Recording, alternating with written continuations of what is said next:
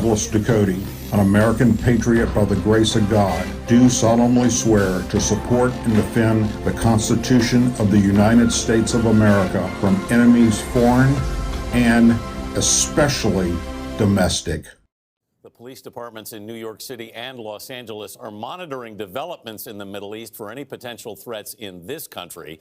CBS News senior national security contributor and former acting and deputy CIA director Michael Morell joins us. Michael, welcome again. Good morning. Michael, both former presidents George W. Bush and Obama reportedly rejected targeting Soleimani in the past, fearing it could lead to war. But we heard the defense secretary say the game has changed. How significant is this radical shift in strategy? So, Anthony, here's the balance. Qasem Soleimani was an evil genius.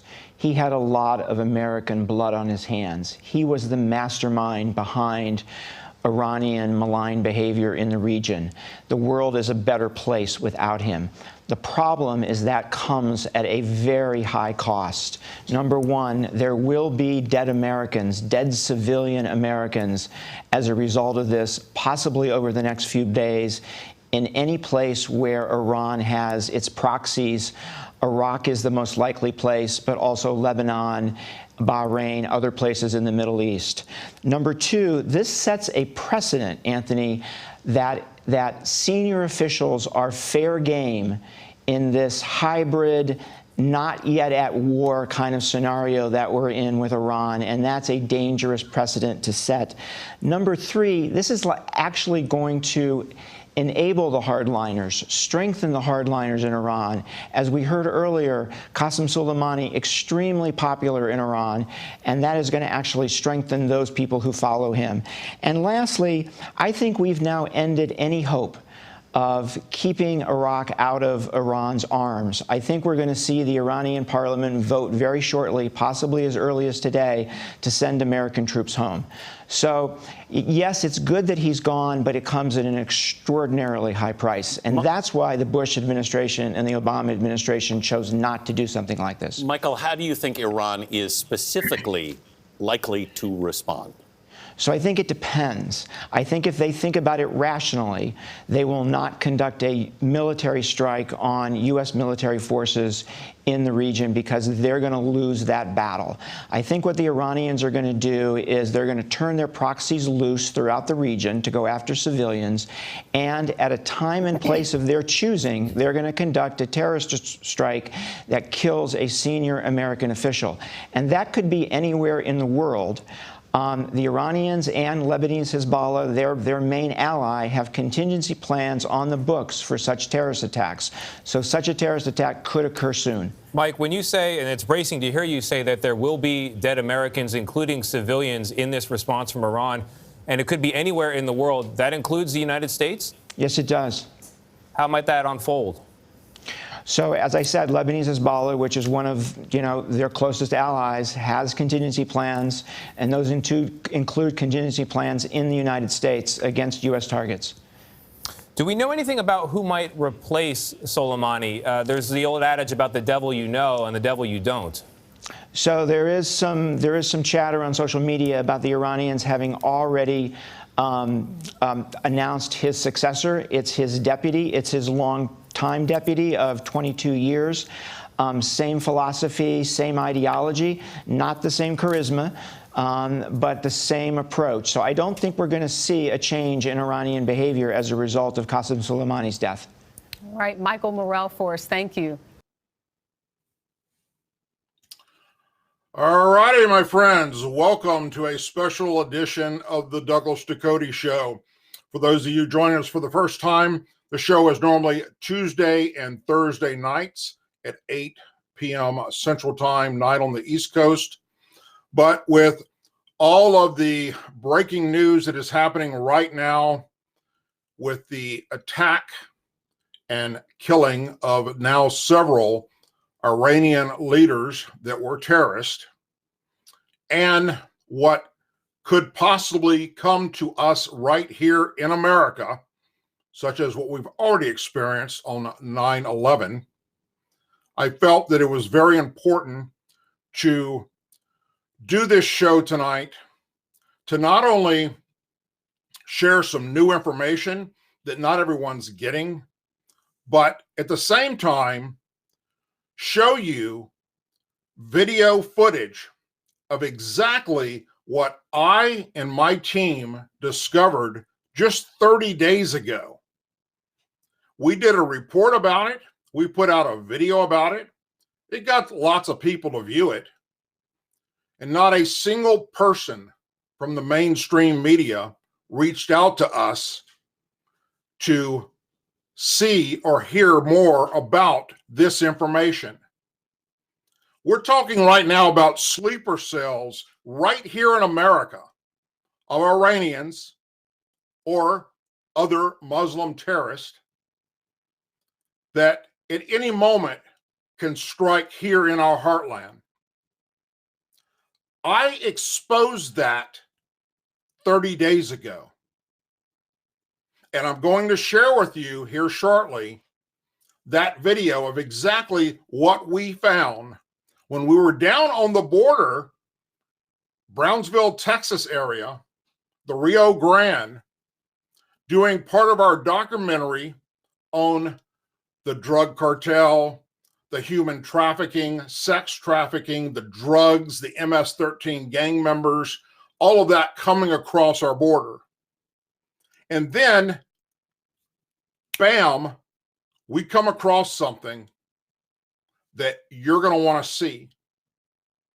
Because right now, slowly but surely, the drive-by media, because of former members of the CIA and the FBI, are admitting that we have in America Muslims that came from bad countries across our southern border, waiting to do damage and harm to you and me. And before this show is over with, you will see just that. Before I do that, I want to read kind of like an opening statement that we put together today to kind of lay this all out into perspective for you. Tonight is an emergency broadcast. Something strange is brewing in America, and it's my duty to report it, bring the information to you, which I always do. What you will only find that I do is factual information. And if I can't vet something, I don't report on it. And I get asked a lot of times, why aren't you reporting on this? Or look, go check out this YouTuber, or go check out this information on this particular website. Doug, why aren't you reporting on that? And I go to those sites and realize that, yeah, they're getting a lot of clicks and a lot of hits, but you can't vet the information. And the last thing I ever want to do is put out something that I can't back up. And I tell everyone when I do my videos and when I do the Douglas Ducote show, if I put out something and you find that I got it wrong, then call me out on it. And I'll be the first one to admit that I made a mistake. But I do my homework very, very well. So sometimes it may be a few days before I actually report on a story, or not at all. Because just like we have the far left in our society, believe it or not, we have the far right in our society too, that puts out a lot of fake propaganda. And folks, there's enough real world horrible things happening, and right here in America, that you don't need to make it up. Okay? Former acting director and deputy director of the Central Intelligence Agency, Michael Morell, who openly admitted to voting for Hillary Clinton for president in 2016, appeared on CBS on Friday, January 3rd, and said that Iranians would kill American civilians in retaliation for President Trump's killing of Major General Qasem Soleimani. What evidence does the former acting director of the CIA have that attacks on U.S. civilians are coming? I don't know. Did he share that with any of us? No. Does he have intelligence that we, the American people, need to be aware of? Is he just guessing this? Is he completely making it up? Is it responsible for him to say this publicly without presenting actual evidence? Should he be brought in for questioning by the FBI? I say he should. In an interview with the Daily Mail on Friday, January 3rd, former CIA operations officer Sam Faddis, Faddis, warned that Hezbollah, sleeper cells, and Iranian proxy were hiding in the U.S. and potentially had targets in its sights. It is more than possible that Hezbollah has sleeper cells in the United States ready to strike, right? He continued, based on what we know, we must assume they do, and they can hit targets in the U.S. anytime without warning. Based on what we know? Based on evidence? Has anybody shared that with us yet? Why aren't we stopping and talking about this on Fox or CNN or MSNBC or ABC, any of the mainstream media? They're saying something to you that should be pretty damn scary. And no one's asking the right questions. Not only do I ask the right questions, but I'm about to show you proof positive of what these guys are actually talking about. Now, August of 2017, a high-ranking analyst and executive at the CIA, FBI, and the White House National Security Council, Philip Mudd, this guy's no joke, said about President Trump, how was this man not arrested? He said that people are going to do things to harm our president, that it's just a waiting game. It's a matter of time. With a very important country, not only for geopolitical reasons, but because they meddled in our election and there's investigations going on. I can't accept that as an excuse, and I think other people should press him for a better answer. What was your response, Phil Mudd? A couple surprises. Let me give you one bottom line. As a former government official, government's going to kill this guy. He defends Vladimir Putin. Their State Department and CIA officers are coming home. And at Langley and at Foggy Bottom, CIA and State, they're saying, this is how you defend us? Phil, before, I want to ask you a question, but Phil, just to reiterate, obviously, when you're talking about killing, you're using that as a metaphor. You're not talking about. I just what I'm saying is government. People talk about the deep state. When you disrespect government officials who done 20 or 30 years, they're going to say, "Really? You send Vladimir Putin sends officers home, and you support him before you support us?" I just want to underline, Amanda. Did the FBI bring this guy in and say, "What the hell are you talking about? What do you know that we don't know?" Let me continue. January 2017, Senate Minority Leader Chuck Schumer said the intelligence community for the CIA would get President Trump. Listen to this. Opportunity. So I was distraught right after the election, but I'm now actually invigorated by the challenge and our ability to succeed in this challenge.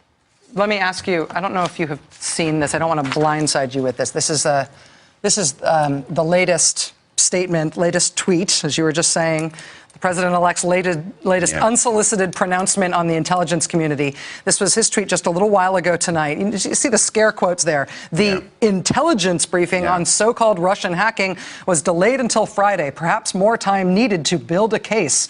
Very strange. We're actually told, intelligence sources tell NBC News since this tweet has been posted, that actually this intelligence briefing for the president-elect was always planned for Friday. It hasn't been delayed.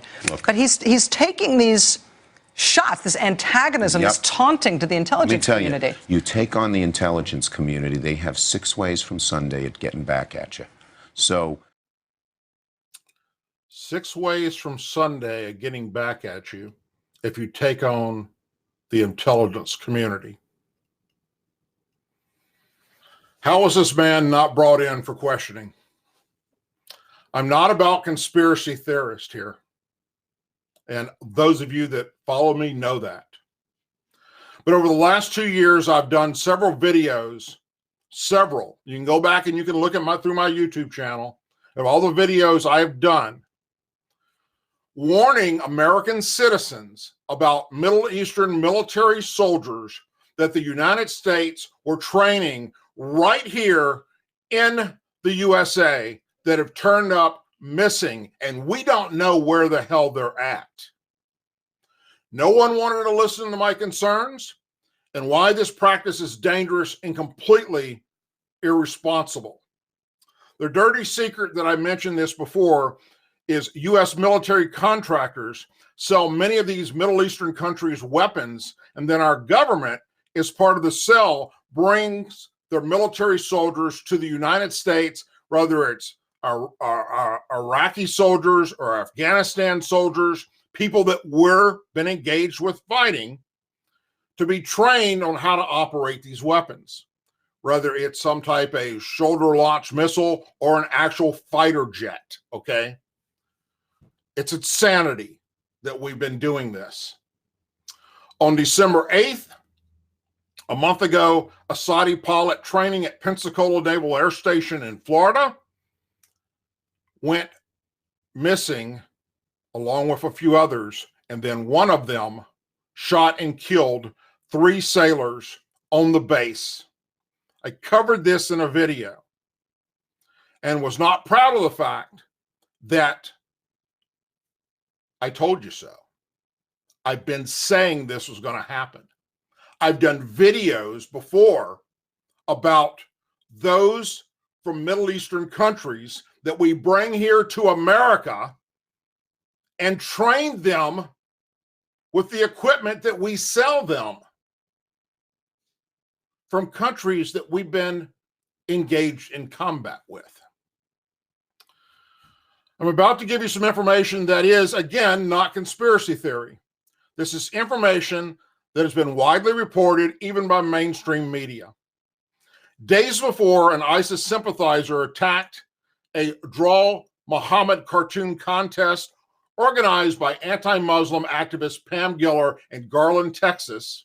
He received a text message from an undercover FBI agent that said, "Tear up Texas."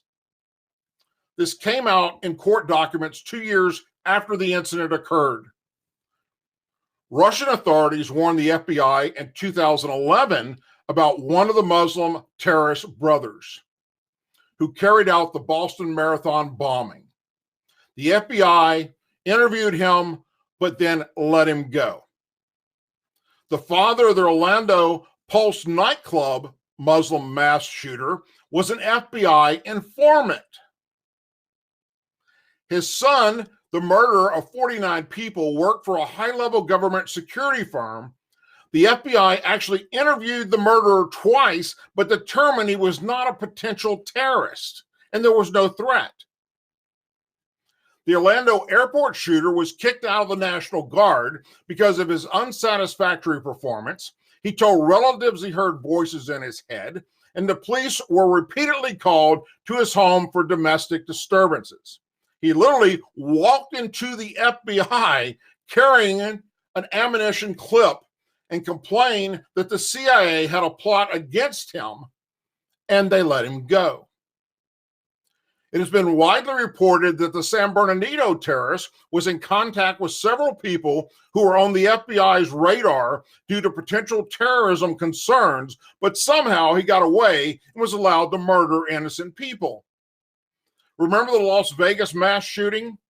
Somehow, and this was also widely reported, the girlfriend of the shooter was listed as having worked for the FBI.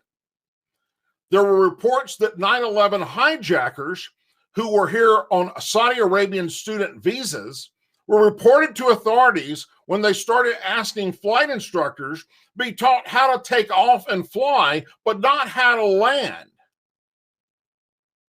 How did that slip through the cracks? Well, what the hell is going on in America? This is complete insanity. We're supposed to have faith in our intelligence community and our law enforcement and justice departments, but they sure as hell are making it hard for us to do that. I love my country, but right now I fear my government. And that is something that I'm not along with. There are others that feel the exact same way that I do.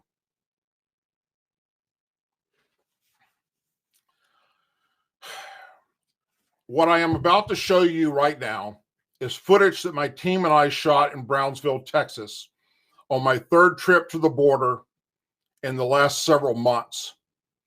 I want you to see what we found right behind the University of Texas, Brownsville, which butts up to the Rio Grande, and there's no border barrier.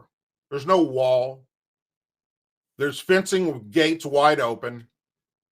The students are unprotected, and people can wade right across that river.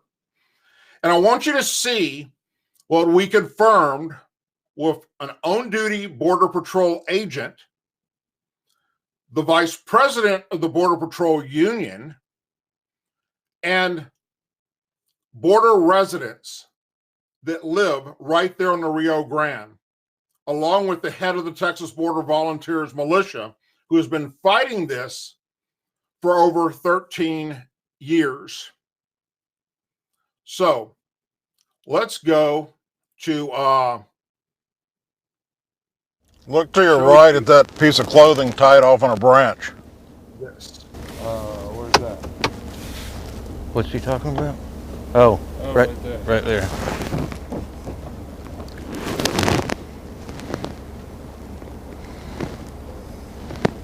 Marking something.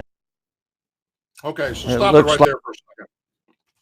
All right, so we are literally, where you see that greenish right there, literally 10 feet past that is the Rio Grande, okay? And 10 feet behind us on the other side is the college in Brownsville. We're driving along the border and we're doing a documentary about what's coming across our border. I'm driving, you'll hear my voice. I've got my producer in the back with the camera that's rolling. And the gentleman you see right there in the tan is our security expert. And I spot something that looks like it's marking an area for someone to come through with. And it's wrapped around basically a branch. And I was like, whoa, wait a minute. What is that? So let's keep rolling. Like it's just hung. No, it's not wet.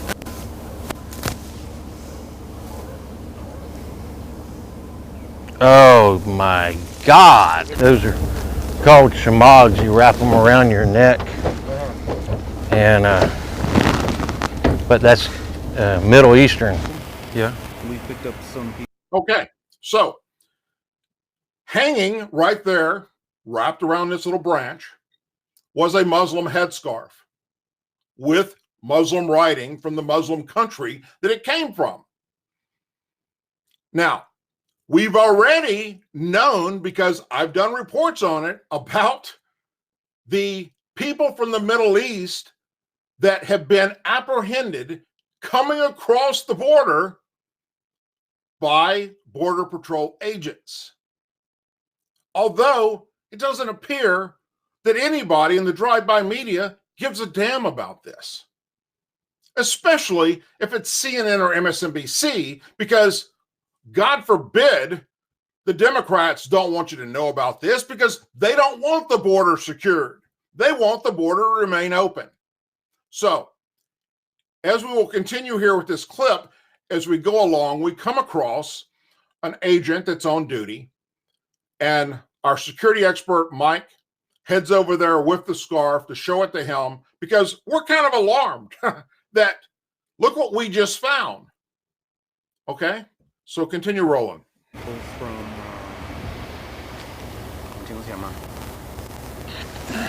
The other thing they could be doing, he saw That's a wide open border right there. They could be running through the Rio Grande and right right to there the on college Here? and going back. Right here on college campus. Yeah.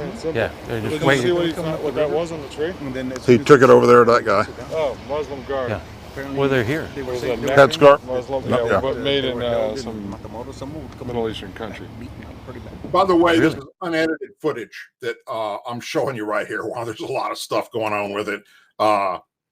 It's raw data, so bear with it. Continue. Oh, no shit. Unbelievable. Yeah, we just left your union vice president. This is Guy, what great happens guy. when you All allow morning with him. liberals He said, yeah, we can to come be in down. charge of our He education has system. a news They decide thing that the safety of your kids. Wait, hold on one second. he does. I just keep him Well, safe. what you're hearing there, stop for 1 second. You're hearing our security expert Mike talk as well, because he was wired up as well, like I was, and he had it on as he's talking to the border agent. Okay, so that's why there's some cross talk right there. Okay, continue. I'm with the sheriff department. What was her I was name part of again? Military. So, just, Juliet Garcia. yeah. But I thought that was pretty fine.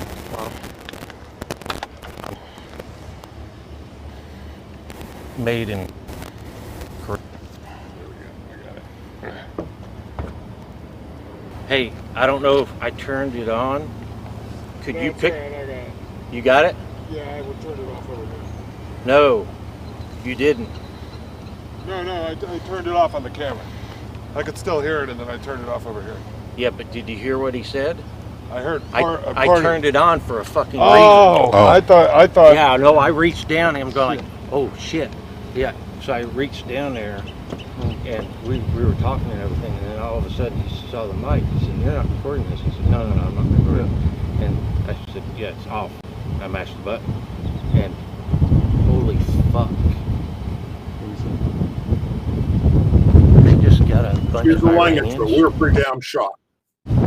Iranians. They just got a bunch of fucking Turkey and Pakistan people. They just got right here. He was telling me right here. Okay. Today? Within the last week or two, real recently. And men in suits came and got the fucking Iranians. Wait, hold on. Can you guys talk about that? So right now? He won't talk about it. No. You and Doug. Oh. Tell the story. Sure. With his, I'll have his car in the back. Okay. Yeah.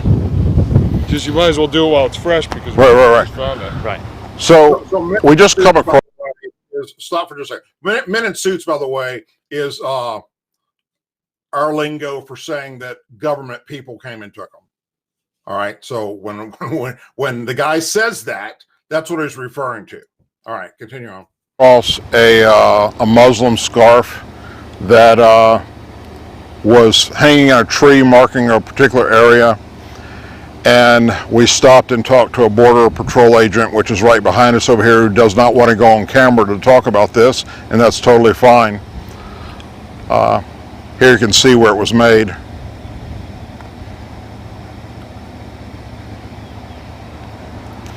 And so anyhow, tell us, Mike, what did the agent happen to share with you?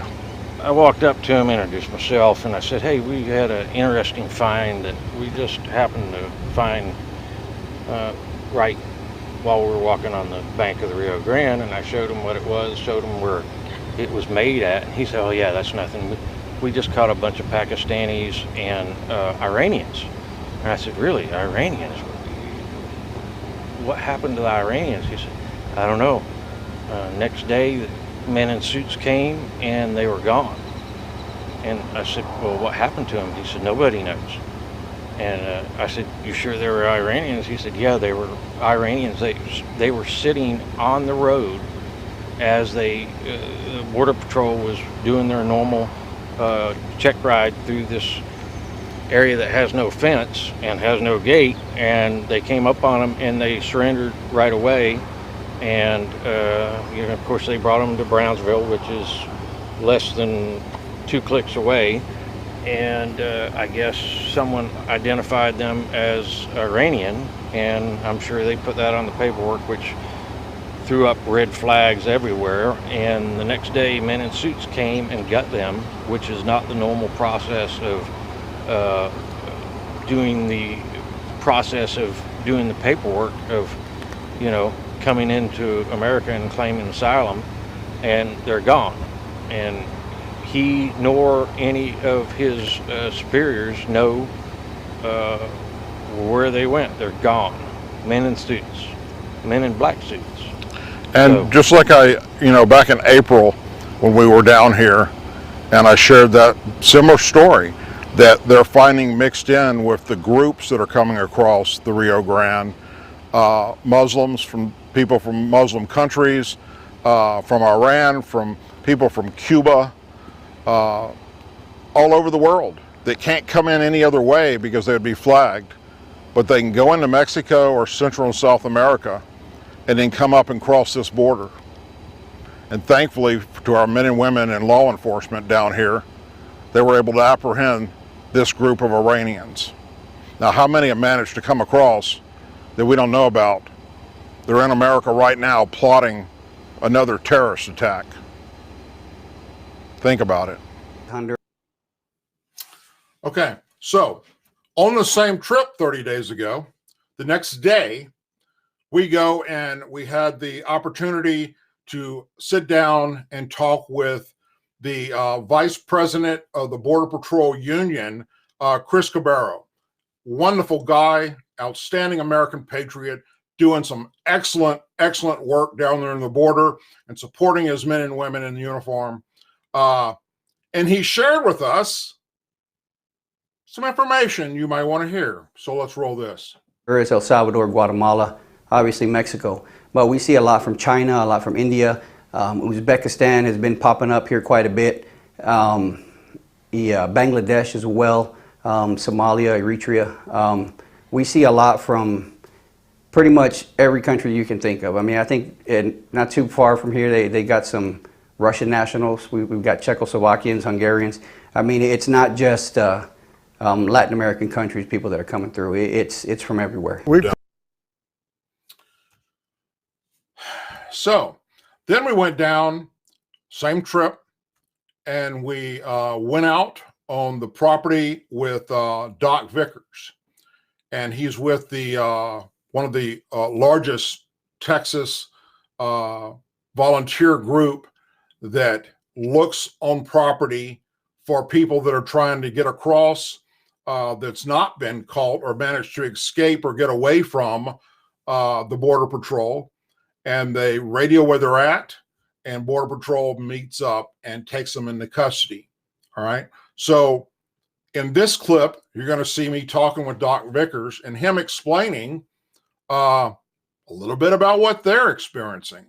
Got a lot of Pakistanis and Muslims, and we got a bunch of Iranians. Yeah, we had one group of 16. It had like 7 Pakistanis, a couple of other Middle Easterners, 2 Chinese girls that were about 23 years old that spoke fluent English. We know a lot of people from the Middle East are coming over because we find it in the pocket trash we find on the landings and stuff. And that was Chris again, explaining about the Middle Easterns coming across our border. The next interview was with Rusty. He's a landowner there that allowed us to go out on his land and showed us around and the different things that he's experienced and had happen. And here's what Rusty has to say. Sign that I cut is by the sign that they leave on the ground. Their food, the type of food, the type of clothes, the fact of the way that they mark the trails so that their buddies can come across. Do you see the cartel working with Muslims? Working with Middle Easterns, training them? I've heard through the grapevine. I haven't. I mean, I don't know what goes on over there, but I don't doubt it because the governing system over there is the almighty dollar. Yeah. And whoever's paying, they don't have any allegiance to us. I hear what they do is they give them a crash course in Spanish. Okay. 20 foot away, a Middle Eastern could pass for a Central American, and they teach them just enough Spanish, a week's worth of Spanish. They come over with money, so they teach them a week's worth of Spanish, and then they inject them into a group that's going over. Yeah, and they can get by. And they can get by with it. They speak just barely enough Spanish to act stupid, and then they get in with the group, and they write country of origin. They write Honduras and Nicaragua. And they can even go a little farther and just teach them a little Portuguese and say they're Brazilian. Because I wouldn't be able to break them in Spanish, right? But with the Portuguese, I mean, how the hell do I know you speak Unless Portuguese you have or not? Yeah, yeah. And it's these guys are very sophisticated, and unlike us, they don't have a budget, right? They have big budget. No, they don't have budget constraints like we do, right? They're able to work, do what they got to do. They have people on our side, the people on their side. It's a very involved process, and they're very good at what they do. We found Sudanese dinars, all kinds of Middle Eastern money over the years. We turned it over to the FBI, called the Border Patrol, but turned the money over to the FBI. Should have kept it because it didn't make any difference who you gave it to. They weren't going to be able to do anything. It just establishes a point that they're coming. We'll see it in the clothing tags. If it's written in obviously a different language. I mean, anything can say made in China, Arabic, but if it's written in Arabic, obviously, yeah. Not a lot of stuff says made in Saudi. Yeah, and especially if it's written in Arabic or whatever, or the passports or discarded receipts. There was a daycare center in Matamoros, and that I know of, there was 3 instances where 3 different daycare centers were invaded by Muslims, and they grabbed the kids who were under, most because you're talking to kids 3-4 years old, okay? Right. That's the oldest. The kids were picked up by their ankles, and they were swung around like a sack of potatoes, and they crushed their heads against the wall, and then they had a great big party about it. And I know of, in one daycare center, 15 kids were killed like that. I had a reporter ask me one time, she said, well, it's proven that only in the past, 4 years, we've only apprehended 12 known terrorists coming in the country. And I told her, I said, well, I mean, how many do you want? Isn't one just too many? One can give you a really bad day. Yeah. I mean, 12 is a nightmare. One can give you a really bad day coming from the vice president or the border patrol agent. And he is 100% correct. Look, I'm not an expert in much, okay?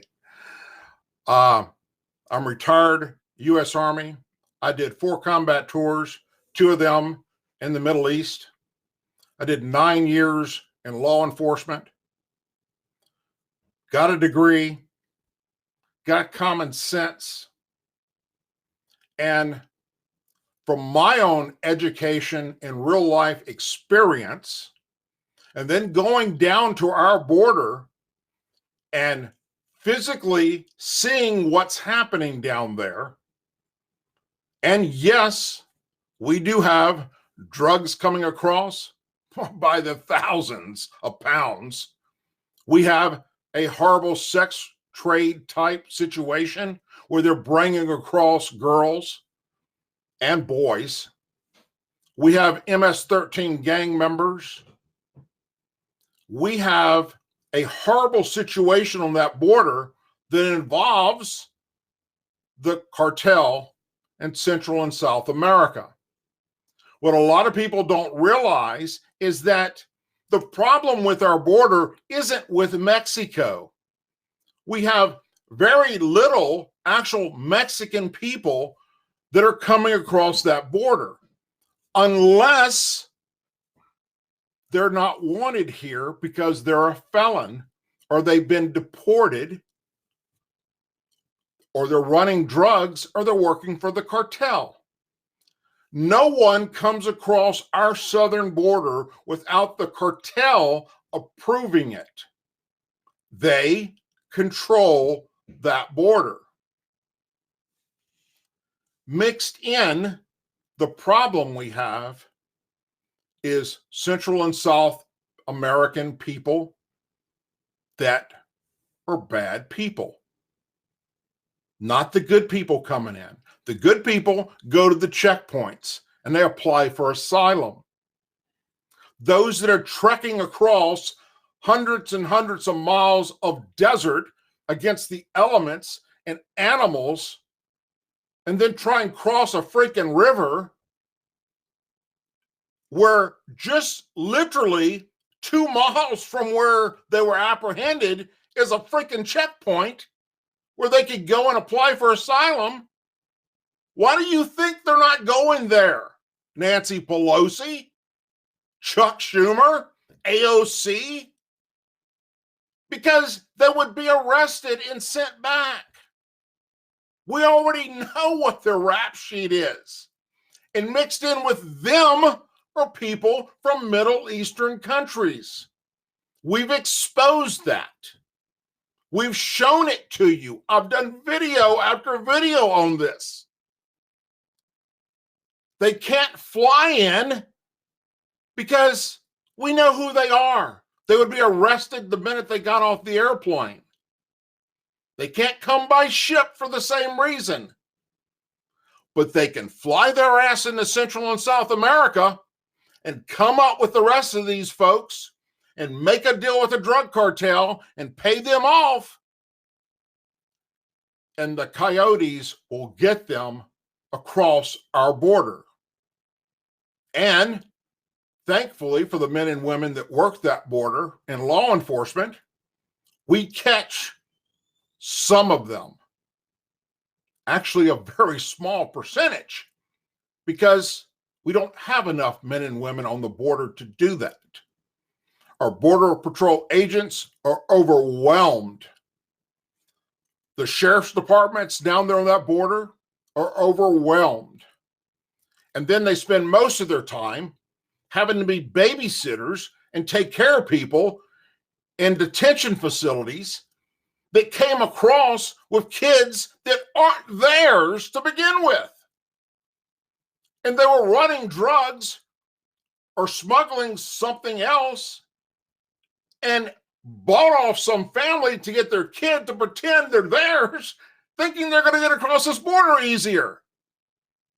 And then we got Democrats saying, oh, Trump puts kids in cages.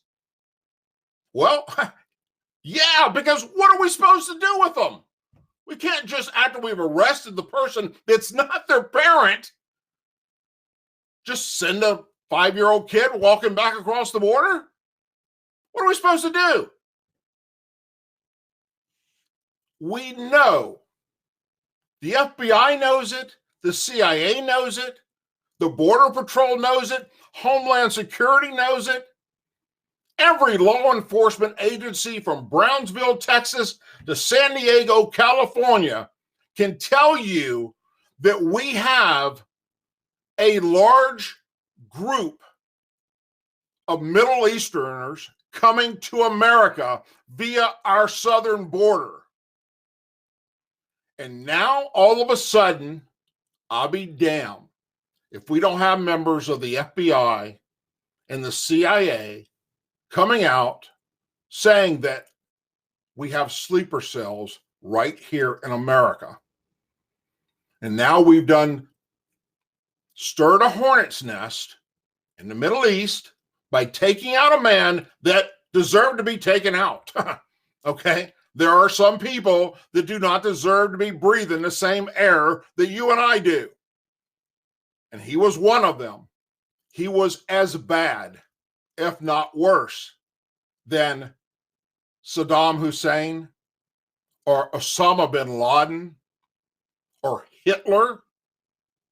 This guy is responsible for killing American service members and American civilians in the Middle East and other places across the world, and was actively plotting right after attacking our embassy, plotting to kill more American troops. And yet we have the Democrats like Alejandro Mar and Rashid Tlaib and AOC tweeting out horrible, disgusting things about our president for killing this no-good son of a bitch? Are you kidding me?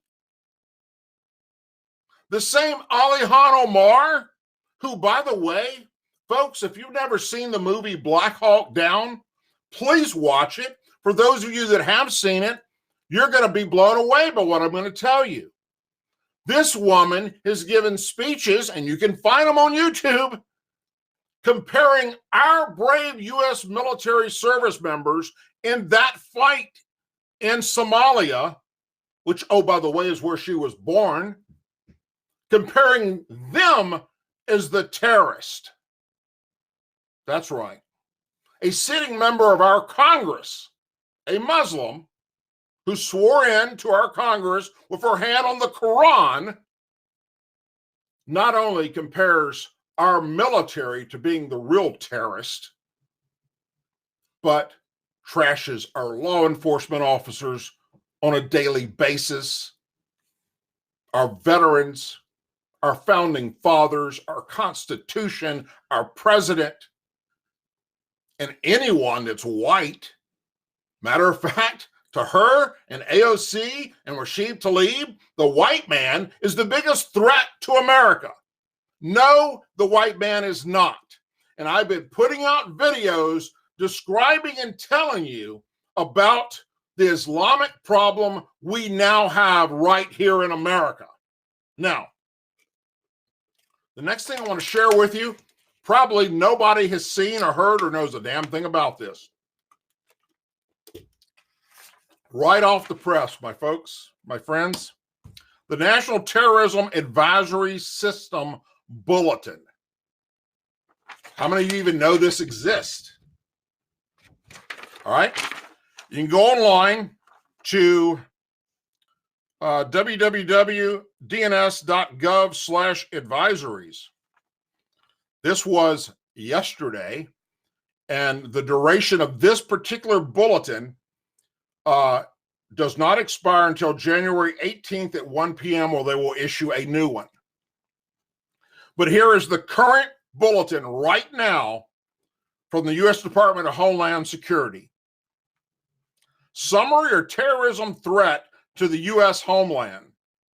The United States designated Iran a state sponsor of terrorism in 1984, and has since then, Iran has actively engaged in or directed violent and deadly acts against the United States and its citizens globally. The United States designated Iran's Islamic Revolutionary Guard a foreign terrorist organization on April 15th, 2019, for the direct involvement in terrorist plotting.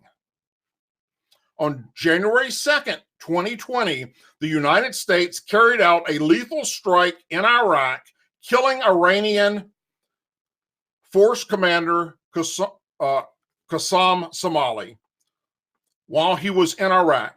Iranian leadership and several affiliated violent extremist organizations publicly stated they intend to retaliate against the United States. At this time, we have no information indicating a specific credible threat to the homeland. Iran and its partners, such as Hezbollah, had demonstrated the intent and capability to conduct operations in the United States.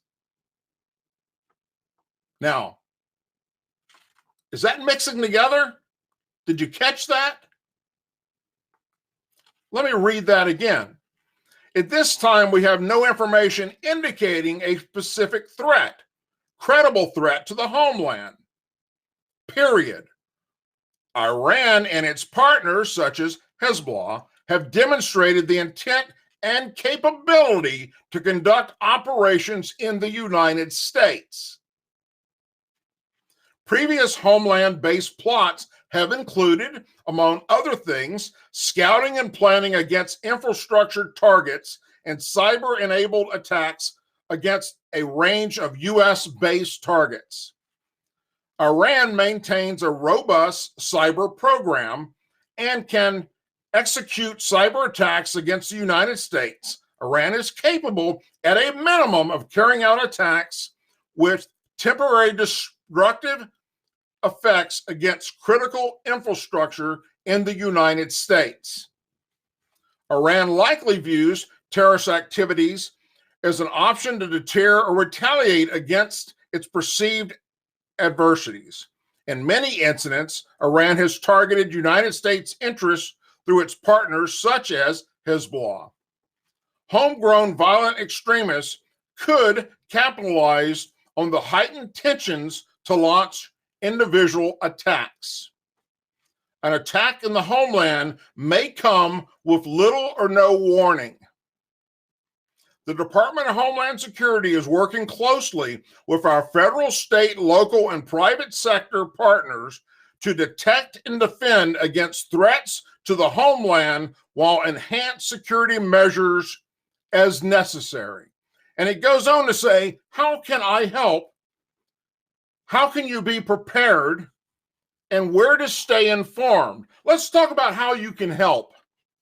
Report suspicious activity to local law enforcement who are best to offer specific details on terrorist indicators.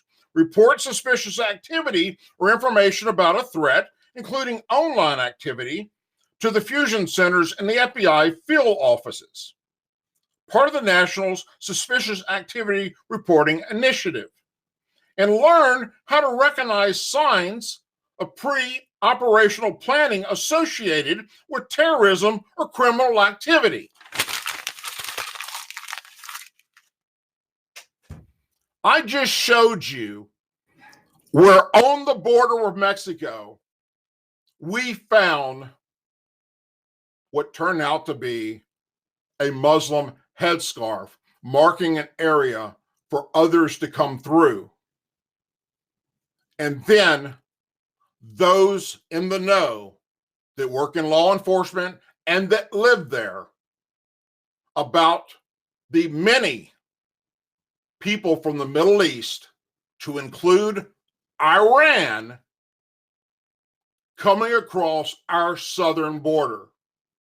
And now we have members and former members of the CIA and FBI telling us in the past 48 hours that we have sleeper cells in America waiting for the word from the Ayatollah himself to attack targets right here in our homeland.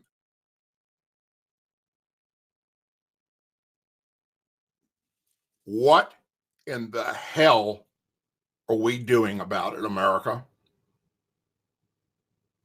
Not only are we not doing any damn thing about it, such as securing our freaking border, and we've already done videos showing you how that could be done quickly, like before the 2020 election, through the terror block system.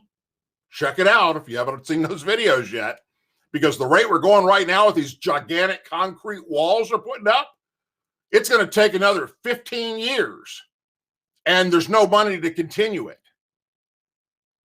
Where the rapid wall system that we've proposed can be done for under $1 billion, which we already have the money for. Are we putting the terror block system up yet?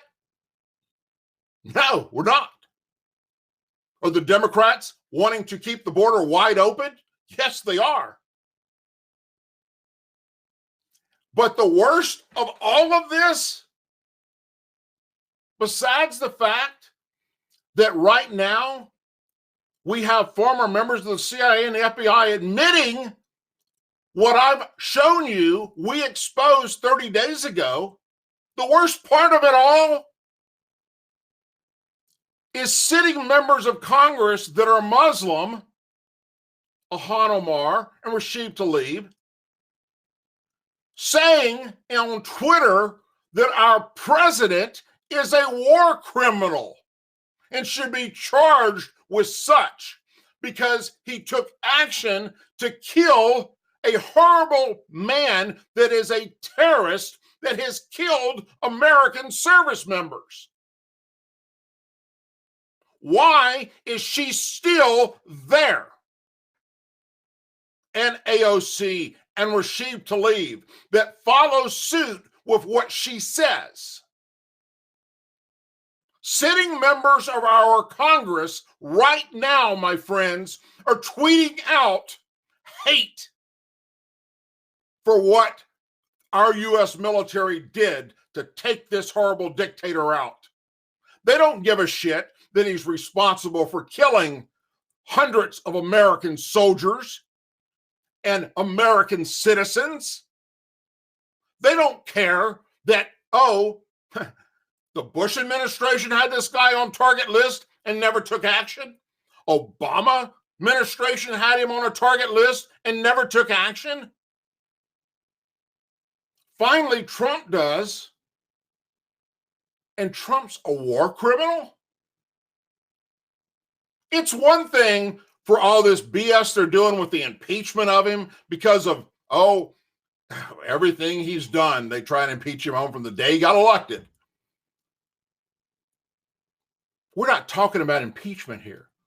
We're talking about Ilhan Omar and Rashid Tlaib and AOC calling the President of the United States a war criminal and should be brought up on charges by the UN for killing a known terrorist in Iraq from Iran. And why has the FBI not arrested those three? Beats the shit out of me. But as an American combat soldier, I'm pissed off that my country is failing me and my other brothers and sisters on a regular freaking basis. You send us off to the Middle East to fight these horrible people that want to kill us. And I'm not talking about all Muslims. I have Muslim friends that don't interpret the Quran the way that these extremists do. And then we come home and we're supposed to be okay with two of them swearing into our Congress on the Quran and then openly and willingly go around the country giving speeches and tweeting out that we're the terrorists, the American service members, and our president is a war criminal for killing a known terrorist? Every one of you should be demanding right now that the FBI does something. Stop this silliness. It's out of control. Our border's wide open. They're coming across. They're here. And any moment now, according to Homeland Security, according to former members of the CIA, any moment now, Americans are going to die right here in America by Muslim terrorists that they already know are here. But, oh, they haven't done a crime yet, so we can't arrest them. Bullshit. If you know they're going to kill Americans, take them out. And the ones that are in Congress promoting this shit should be removed and arrested for inciting violence against American service members and the President of the United States. Because right now, the Iranian government has put our president's head as a target. And they want to kill any American service member, any American politician, and the president himself. And 3 members of Congress, Ilhan Omar, Rashid Tlaib, and AOC, are supporting that. So if you're still watching me, tomorrow, Monday, pick up the phone, get on email, get on their Twitter accounts, Facebook, wherever you can. Reach out to your law enforcement, reach out to the FBI and say, what does it take? What does it take? I'd like to know, because all I've learned in the past 3 years is that if you're a Democrat in our government, You can say whatever you want. You can do whatever you want. And nothing will be done to you. But if you're a Republican, your ass will go to jail. The FBI's upper leadership under the Obama administration has been exposed in a way that is just unheard of. We've all witnessed it. We've saw the hearings. We know what Hillary Clinton did. We know what James Comey did by letting her get away with it, and Loretta Lynch. We know what Peter Strzok was up to, and Lisa Page, FBI people. We know that there was a coup attempt against our president. And currently, as I speak, we have Democrats trying to take away guns from Americans, especially the scary AR-15. In Virginia, if you haven't heard what's happening in Virginia, folks, you better turn on the news. I'm going there along with thousands of other patriots here real soon. We will be there on January 20th to show our support, because in Virginia, the Democrats are now in control of that state, to include the governor. And the only guns they want to allow Virginians to have are the type guns that our forefathers had when they wrote the Second Amendment in the Constitution. That's how crazy it's getting. And if they pass that and they get away with it, all the other Democrat states across America are going to follow suit. Well, to all you Democrats out there that are so happy with taking away our guns and our Second Amendment rights, guess what? When these terrorist cells start activating around America, do you know who is going to be there to back up our law enforcement that don't have enough people to do it?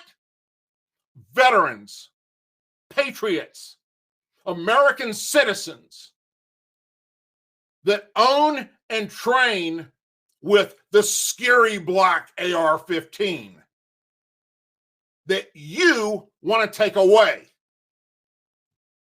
Well, when your people, as in your family and your house, is being destroyed by sleeper cells, don't call on us.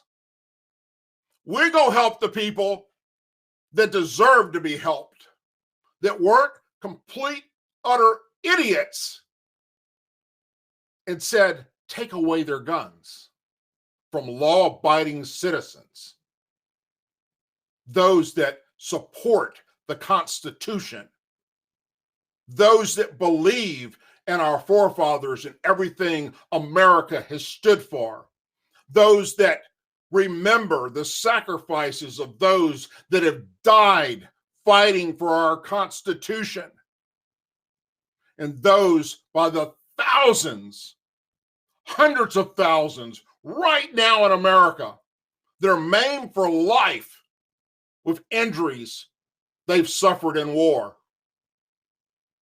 We have a few World War II veterans left that have those kind of injuries.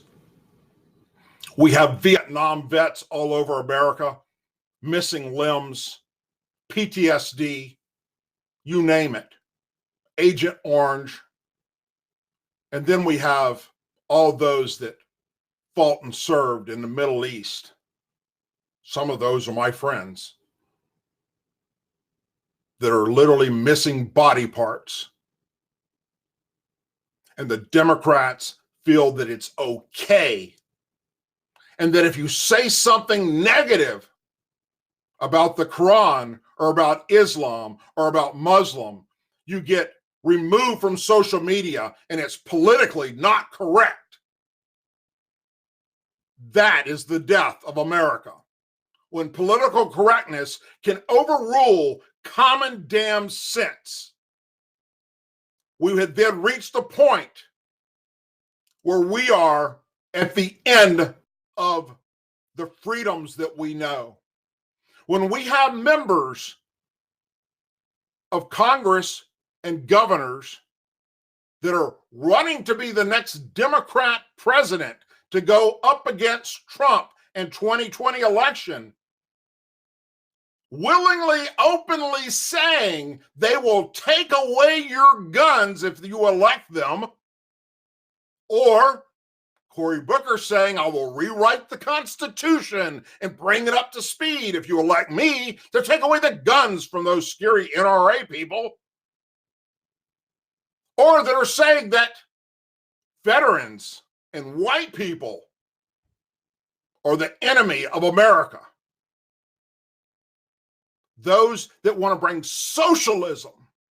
Bernie Sanders wants to turn America into a socialist country like Venezuela, like Cuba, like many places across the globe that have failed. Socialism doesn't work. How in the hell did we get here? And what are we going to do about it? Well, I, for one, will continue to tell you the truth and bring you the truth of what is happening right here under our nose. Right here. It's open for everybody to see. And it is time that we stand up and we scream from the highest damn mountain that we're not going to lie back and allow a group of people to destroy this country and everything that our forefathers built, and that those that came after them expanded on and made us the greatest country on God's earth. The majority of the people that talk horrible about this country, about America, and about our flag, the majority of those people that do that, they've never left this country. They have no idea what it's like elsewhere. They don't. And they support countries and take money from countries that oppress women and children and those in the LGBT community willingly. But yet, they're okay with that because most of their followers are too stupid to realize what they're doing. And the last thing I want to close with is a reminder of what's happening on social media to people like me and other conservatives that are out there, other patriots that are bringing you the truth. And that is damn near 99.9% of every social media platform is controlled by the far left. And they don't want to hear our voice. They think that we're Satan. And they take us off of Twitter, and they take us off of Facebook, and they take us off of YouTube, which is why I started my own website, DouglasDucote.com. Go there, please, sign up, put in your email address so you'll be notified with what we're doing, where we're going, the videos we have out, and the Douglas Ducote show that we put out every Tuesday and Thursday nights. Bringing on guests that you want to hear from, real American patriots, and exposing what's happening to our country. Because there will come a point in the very near future where people like me you won't be able to find anymore because we're being removed daily. So go to DouglasDucote.com, put in your email address. It's free, doesn't cost you anything, and you'll be able to stay in touch with what I'm doing and where I'm at when they take me down from everywhere else. I'm already banned from Twitter. And for those of you who don't know, and I like telling the story because I just think it's fucking funny, excuse my language, but Twitter removed me because I responded to AOC in a negative way. She said something horrible about our president, and I tweeted back, just out of curiosity, how many Tide Pods have you ate today? And I was banned from Twitter for life for promoting suicide. Doesn't get any stupider than that, my friends. That's what's happening to conservatives and Republicans. I shared that information on my Facebook wall and said, look what these people did to me. And by doing so, I got banned for 30 days on Facebook for spreading hate because I exposed what Twitter did. So, look, if you don't think they're coming after conservatives and Republicans, then your head's been buried in the sand deeply. Folks, that's all I've got for this video, this important update that I wanted to share with you to let you know that what you're hearing right now from former members of the FBI and the CIA is 100% true. I know because I went to the border and I heard it and saw it firsthand. They're coming. Many of them are already here. Be aware of your surroundings. Watch your six. Protect your family. Report suspicious activity. And be ready, if needed, to back our men and women in law enforcement, because they're going to need our help. As always, please say a prayer for our men and women serving the United States military, our veterans, our law enforcement officers, our first responders, our Blue and Gold Star families, our Angel families, our president, and our country. For now, I'm Douglas Ducote, and I hope you all have a wonderful and blessed evening, and I will see you Tuesday night at 8 p.m. Central Time for the Douglas Ducote Show. God bless you, my friends, and thank you for joining me tonight. I, Douglas Ducote, an American patriot by the grace of God, do solemnly swear to support and defend the Constitution of the United States of America from enemies,